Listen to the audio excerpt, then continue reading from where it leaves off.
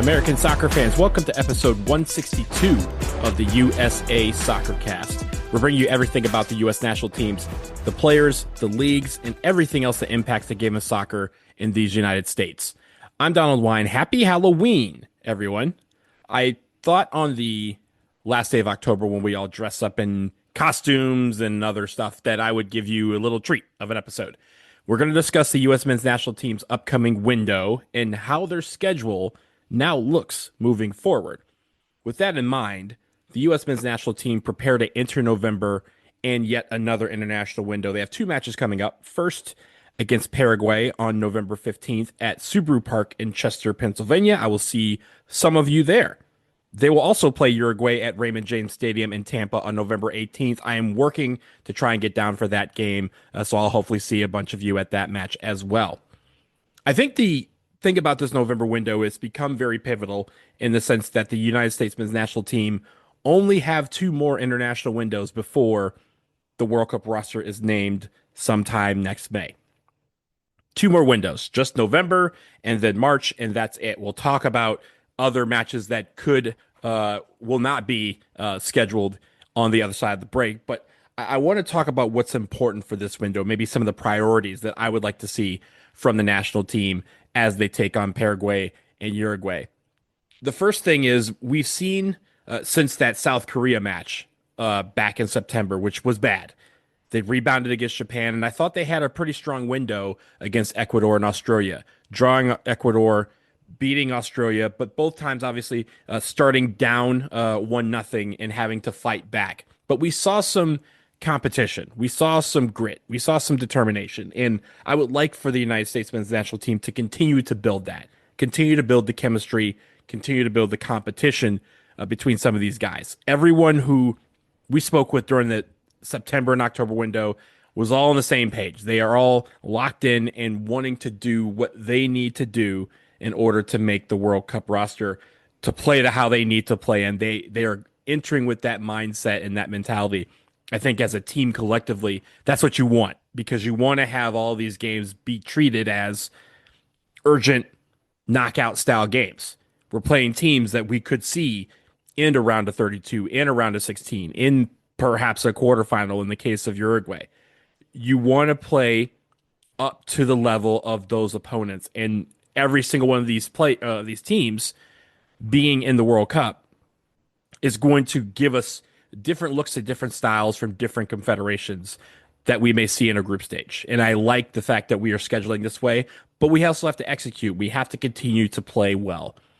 I think the one area, I feel like there's areas, and we can debate which areas we think are areas of concern on the field, which units might be the most behind, I should say, when it comes to development and getting together.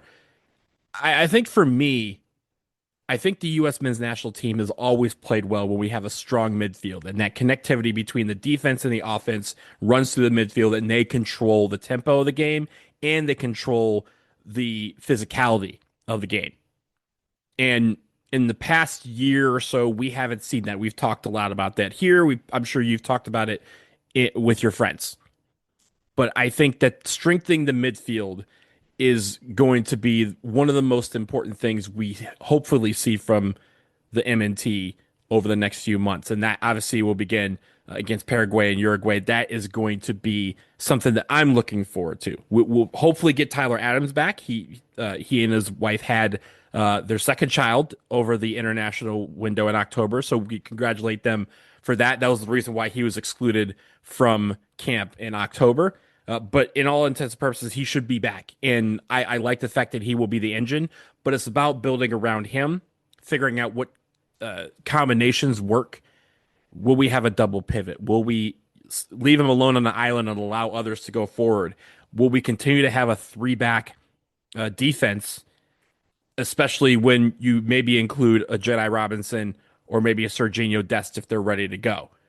How does that work? And being able to strengthen the midfield, I think, helps buy a lot of time for some of those other areas of the field to get better, or in the case of the defense, maybe to get healthier. And having Tyler Adams would be important. having another guy alongside him to help with the defensive part of things, but also look to go forward is another thing. I thought Wes McKennie played pretty good during this October window, but again, how does he create and connect with the rest of his teammates, especially up top, I think is the question. I think the main other thing that I'm looking for, and this is just an overall observation, is the United States men's national team needs to level up. This is the time now. We have done some of the evaluation. We've done some of the tinkering with the lineups. We've done some of the experimenting with different combinations, different formations, different players. And I'm looking for Mauricio Pochettino to now settle in on what he feels this team needs to do to be elite. Not great, not good, not decent, but elite. We don't have to be elite in November, but we need to start working towards being elite because that's how you win World Cups. That's how you win major tournaments. That's how you advance deep into major tournaments, is to be an elite force in every facet of the game. And do we have the player pool to become elite? I think so, but they need to come along and they need to, again, take their game to the next level. And to do that, I think we have a great test specifically against Uruguay. To my knowledge, Mauricio Pochettino has not won a game against the top, 20 opponent in the world, according to the FIFA rankings. Not yet. Uruguay presents a challenge there. They're ranked just above us at 15 in the world rankings. But I think the real reason that is a thing to be concerned with is, one, when you talk about other coaches have lived or died by their record against the top opponents in the world.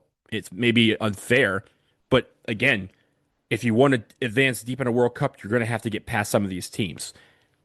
The Netherlands to Germany to Argentina and Brazil to England and France. Those are teams that are standing in the way of any team, including themselves, as they compete for a World Cup. And at home, if the United States wants to be one of those teams that thinks that they can compete for a World Cup, those are the teams they need to figure out how to beat. Uruguay is a great first step because they took us out of the Copa America in 2024. They fought, but it was a 1-0 loss, and that prompted the firing of Greg Berhalter, mainly in part because he could not win against teams in the top 15 or 20 in the world outside of Mexico. Mauricio Pochettino now has that same concern. And for the United States, they need to be able to step up and beat the teams that, when you hear about it on SportsCenter, the casual fan goes, ooh, they beat them? Nice. That's what helps conjure a little bit more excitement about this team as we build towards the World Cup. And again, it may not be a fair premise, but it is something that they're going to have to start doing. The optics of showing that they are a strong team can sometimes be dumbed down to they beat a really good team, so they must be doing pretty well. Converse to that, if they lose to a team that no one's heard about, that's when we get all the narratives and opinion pieces from people who never watched the game. So I get it's a nuanced proposition, but winning helps cure a lot of these things. And specifically against the better teams in the world, they need to start playing better and getting results against them, because that is what's going to turn the public into a supportive narrative, as opposed to one that kind of limits the expectations and the ceiling for this team. So we'll obviously have more about this team as we get closer to the window. Again, those games on November 15th and November 18th. The roster, if memory serves correct, the roster will probably be here next week at some point. So obviously we'll bring that and we'll discuss who makes the November roster, who Mauricio Pochettino calls in, whether it's a bigger group, again, for more kind of narrowing down of some of this competition, or does he go more with a 23 or a 24 man roster to kind of hone in who he thinks his core is going to be. So we'll have all that hopefully next week whenever the roster is released. But we will take a quick break here. On the other side, we will talk about the rest of the schedule for the United States men's national team and why one camp is going to be missing after this.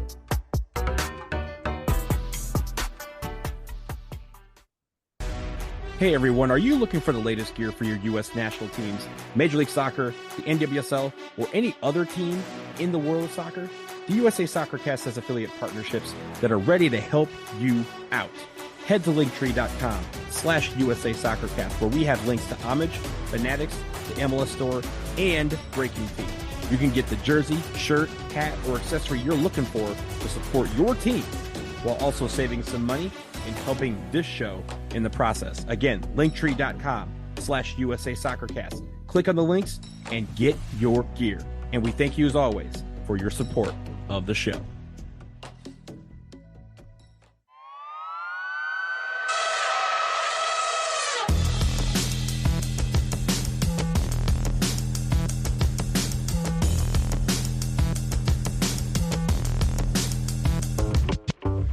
We are back and we turn our attention to the schedule, the remaining schedule for the United States men's national team. And as I mentioned before the break, a camp that is missing. The camp that is missing will be January camp. And according to a report by Paul Tenorio of The Athletic, who had confirmed everything with U.S. Soccer, U.S. Soccer has said that their annual January camp will not be held in this January 2026 ahead of next summer's World Cup. The rationale is mainly around Major League Soccer, who, players comprise the vast majority, if not the entirety, of most January camp rosters. Major League Soccer clubs have always wanted to have their players available for all of their preseason ahead of the start of the league in February. And a lot of times, MLS clubs may have some other competitions that are coming up earlier, like CONCACAF Champions Cup. That starts in the early part of February. And so they're reluctant to release players for a national team camp and get them away from the preseason part of their schedule. Now, January camp also served as an evaluation for mostly MLS-based players. You had some players who were on winter break from their club, and they were eligible to be brought in. But since it's not an international window, January camp players have to be released by their clubs, and the clubs can deny that call-up. So for a lot of players, they were blocked from being on the January camp roster by their club because of the fact that their team said, hey, we got these competitions coming up. We have some injuries, and we need to have everybody here in preseason. But the main premise of January camp was to serve as this evaluation camp. And a long list of players who have been on World Cup rosters or have become mainstays of the national team got their start during a January camp. And this time around, with Mauricio Pochettino basically saying, hey, I'm done evaluating players, I'm starting to narrow this player pool down for the World Cup, January camp this year doesn't feel as necessary because so many of those MLS top players have been identified for contention for this roster. And with the MLS regular season ending in October, many of these players are not yet in peak physical condition. They've gotten their break. They're starting to get back into form. And so they need to reevaluate. They've decided they need to reevaluate how this works while still having this identification camp. Now, Paul Tenorio also reports that January camp will become December camp. And so starting in December 2026, future camps after that would be held in the month of December. This is in part due to a couple things. One, the first big part is Major League Soccer, as we've heard, has been considering switching their schedule to a fall spring format. And the camp would fall during that league's winter break. That would free up more players. They would be in peak condition, and it would line up sometimes with other leagues that have extended winter breaks, like Liga MX or the Bundesliga even. So that opens up more players for selection. It means players are in peak physical condition. You're not worried about ramping guys up or anything like that. They can come in, they can play a couple games or one game, and then go back to their clubs like they would on an international break. And then I think the one thing also is club teams would still be able to deny call-ups, but U.S. Soccer hopes that the change to December and the thought that, hey, you're not missing any games, you're not missing. I mean, it's a mandated winter break, so you may be having training, but you're not really having a preseason or anything like that. Let us have them for a couple weeks so we can get them introduced to our system. And I think that may U.S. Soccer hopes that could make clubs more likely to release their players for it. We have a quote from Oguchi Onyewu, who obviously is a U.S. men's national team legend, but now the vice president of sporting for U.S. Soccer. And his quote, as said to The Athletic, he reads as follows, quote, "This adjustment is designed to preserve the developmental and evaluative benefits of the camp while alleviating scheduling strain on clubs and players. The December period offers a more balanced window that minimizes conflicts with preseason preparation, aligns more effectively with player recovery cycles, and continues to provide our national team coaches a valuable opportunity to assess and integrate domestic-based talent," end quote. Now, with all that said, I think this is a decent idea in the terms of aligning with the schedule of the players, getting it where the players are coming in at peak condition and basically not making it where injuries can come about. I think also, and we talked about this on my other show, the World of CONCACAF, the fact that December camp would allow more players to be potentially eligible to go abroad, mainly to England in that January transfer window that Europe has, I think is very key. If you recall a couple of years ago, Daryl DK, I think Aiden Morris as well, all got cards or got eligibility visas for the UK based off one performance. Not even some, in the case of DK, I think it was like 7 minutes of playing time against Trinidad and Tobago in a January camp match. And Greg Berhalter said after the match that, hey, these guys are looking to go to Europe and they have some deals in place, but they needed to get the eligibility requirements down. And one of those eligibility requirements is national team caps, a number of caps, depending on where your team is in the world rankings. And because the United States is right now 16th, one cap was enough to get Daryl DK over. It didn't have to be a full cap. It just had to be him stepping onto the field in a national team uniform and being on the field for at least 1 second. And that is what Greg Berhalter did to facilitate Daryl DK getting that visa to go to Europe and go to England and play. And I think that part could also help the players. Doing it in December means that players can go over to England earlier. They don't have to wait until the very last minute of January where we have a huge deadline day of a flurry of decisions and transfers going on and loans because guys are hoping that they can hear their name called and have their number pulled to be on the field at a January camp on January 30th.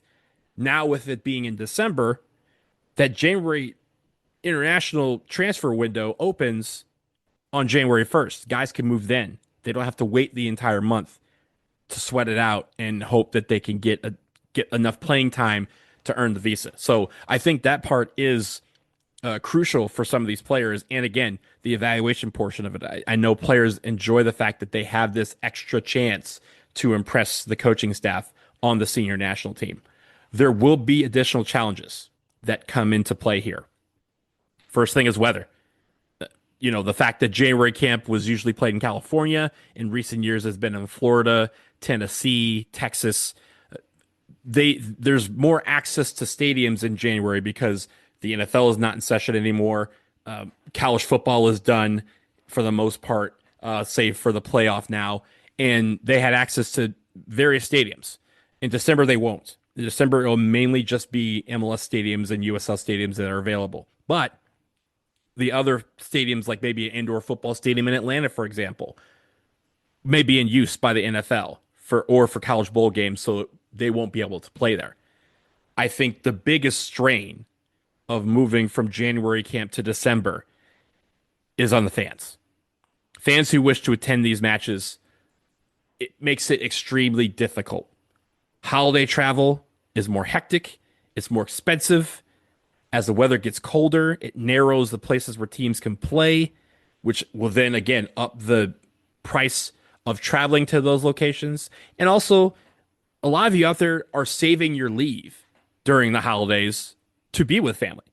And so adding a few extra days here and there during a December window or a December camp is going to be tricky for some people, especially when a lot of companies are saying, hey, we have so many people out during the holidays that there are some blackout periods before those holidays begin that everybody needs to be in the office.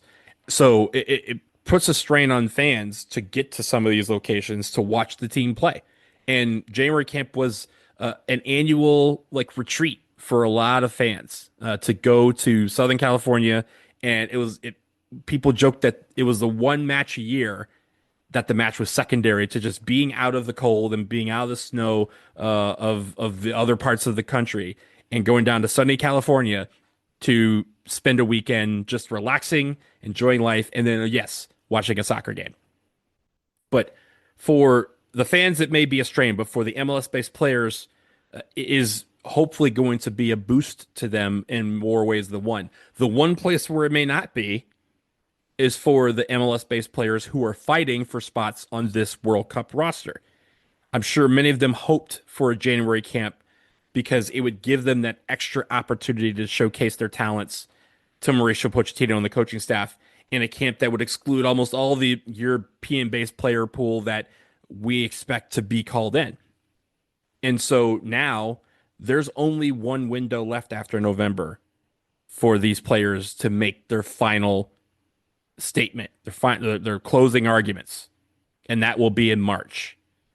After that, the World Cup roster is named, and off we go. Obviously, club play is going to be vital as well. Keeping regular fitness, being on the field consistently, playing great at a high level, and hopefully remaining healthy. Those are things that January camp used to, again, give a boost to MLS-based players. That boost for those players are gone now for at least this World Cup. So it will be interesting to see how this works. It'll be interesting to see what kind of teams get called in. We'll surely see more teams from CONCACAF. It's going to be a little bit harder to get some of those European teams, even the domestic ones, involved. But you never know. Maybe Germany would like to play us since the Bundesliga is out. Maybe they can get a domestic-based league team together. But again, that's usually not their stilo. And we'll see how that affects the quality of the opponent that we have. But also, again, it's going to give a lot of these young players in MLS a chance to get integrated into the system. It'll still be used as a developmental tool for the United States men's national team. It'll just be at a different month. That will do it for episode 162 of the USA Soccer Cast. Thank you for listening. Remember, you can find us on Blue Sky, Twitter, and YouTube. Follow us on all those sites at USA Soccer Cast. Subscribe, rate, and review our shows. It helps us get in front of new people and is greatly appreciated. Tell your friends about us. Finally, head to linktree.com/USA Soccercast to check out our affiliate links and our Stabilius store. We have everything you need to watch the beautiful game and follow your teams, and using those links also helps support the show. We appreciate that in advance.